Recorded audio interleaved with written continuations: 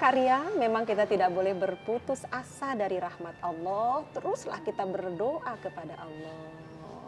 Juga jangan berburuk sangka pada Allah, Bun. Oh iya, waalaikumsalam. Bu Eti silahkan duduk, Bu Eti. Ini Bunda, Mm-mm, aku mm-mm. sudah baca apa pelajaran apa buku yang dipinjam sama Bunda. Tapi Uh-uh. sebagian ada yang aku nggak ngerti.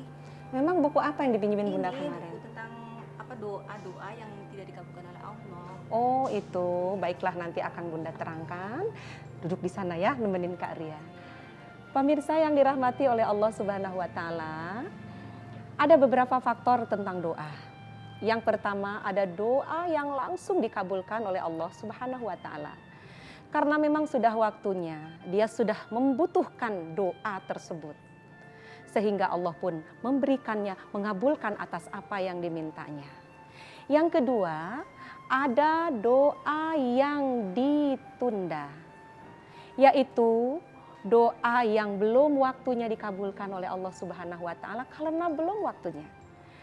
Pemirsa mungkin ingat, ibu-ibu juga Kak Ria mungkin ingat bahwa ada kisah 3 orang pemuda yang terjebak di dalam gua.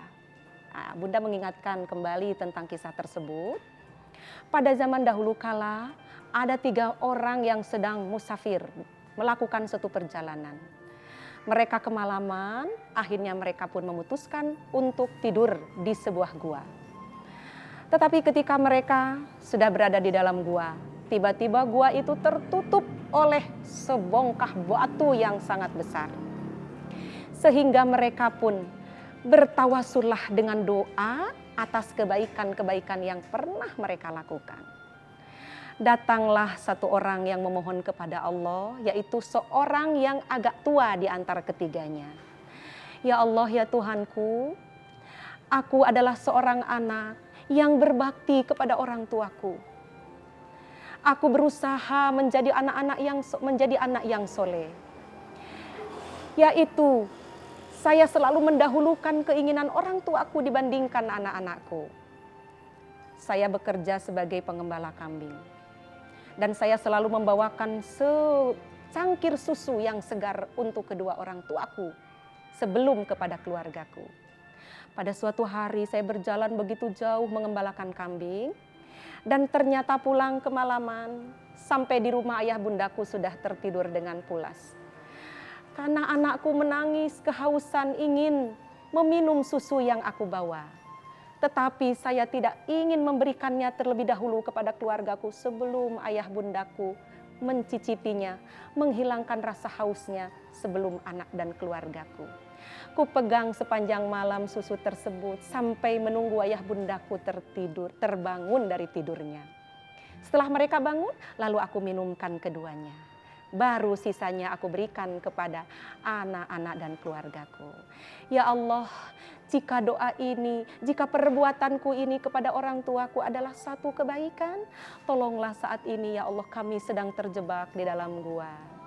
Maka pada saat itu juga pintu gua, batu yang menutupi pun tergeser sedikit, tapi mereka pun belum bisa keluar dari gua tersebut. Maka majulah yang kedua di antara mereka. Kemudian dia pun berdoa kepada Allah, ya Allah, ya Tuhanku, aku ini adalah seorang bos yang memiliki banyak pegawai. Dan aku selalu membagikan pegawai dengan gajinya tepat pada waktunya. Pada saat gajian, saya pun membagikan seluruh kewajibanku sebagai bos untuk membagikan gaji. Tapi pada saat itu ada satu orang karyawan saya yang tidak masuk. Maka gajinya masih tersimpan pada saya. Ditunggu sehari, 2 hari, sebulan, bahkan mungkin sudah agak lama orang tersebut tidak muncul. Sehingga saya berinisiatif untuk memberdayakan uang gajinya. Kubelikan gaji tersebut dengan 2 ekor kambing. Dan ternyata 2 ekor kambing ini pun berkembang biak menjadi banyak. Saking lamanya orang tersebut tidak mengambil gajinya, sehingga seluruh halaman rumahku dipenuhi oleh kambing-kambing miliknya. Tiba-tiba suatu hari dia pun datang kepadaku, "Pak, Assalamualaikum." "Waalaikumsalam." Bukankah kamu dulu karyawan saya?" "Betul, Pak. Dan saya ke sini ingin mengambil hak saya. Dulu gaji terakhir saya belum saya ambil, Pak." "Betul, saya ingat sekali engkau tidak datang pada saat gajian. Nah, sekarang saya sedang membutuhkan uang tersebut, maka saya akan mengambil hak saya." "Oh, itu dia di halaman rumah saya." "Maksud Bapak apa?" "Itu kambing-kambing yang banyak itu adalah milikmu." "Kok bisa, Pak?" "Oh, tentu saja. Karena kamu lama tidak datang, maka Bapak membelikan gajimu itu dengan 2 ekor kambing. Kemudian kambing sekarang beranak pinak, sekarang halaman rumah Bapak pun dipenuhi oleh kambing-kambingmu. Silahkan ambil, itu adalah hakmu." Dengan senang hati, maka si pegawai itu pun mengambil kambingnya semuanya tanpa disisakan satu pun untukku. Ya Allah, aku ikhlas melakukan itu semua karenamu ya Allah. Jika saja perbuatanku ini ya Allah adalah kebaikan di sisimu, maka tolonglah keluarkan kami dari gua ini. Lalu pintu gua pun tergeser sedikit lagi, tetap mereka belum bisa keluar. Tampillah seorang yang paling muda di antara mereka. Dia pun berdoa kepada Allah, "Ya Allah, aku adalah seorang pemuda yang sehat jasmani dan rohani. Saya pemuda yang subhanallah sedang naik-naiknya birahiku.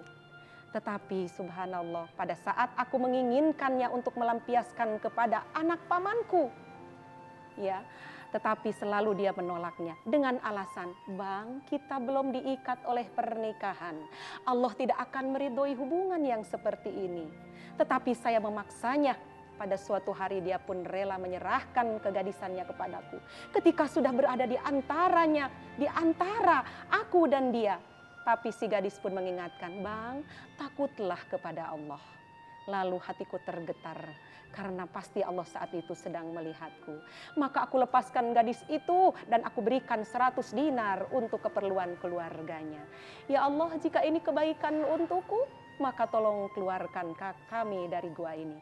Tergeserlah pintu gua ini. Nah pemirsa, itulah doa yang mungkin dulu pernah kita panjatkan, tapi saat itulah baru dikabulkan doa-doa kita. Nah pemirsa, masih banyak lagi rahasia-rahasia tentang doa yang nanti akan Bunda sampaikan. Bunda mainnya pakai rahasia-rahasiaan.